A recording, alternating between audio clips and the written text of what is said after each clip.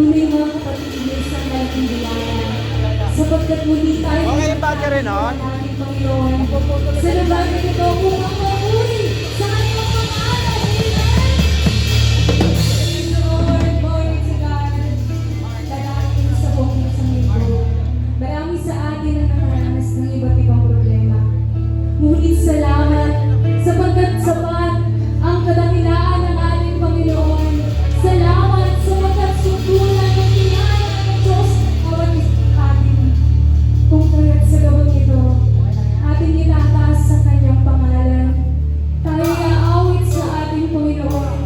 Ating itaas ang ating mga lingid sa Kanya. Sapagkat tunay na dakila ang kanyang pangalan. Lord sa God, hallelujah.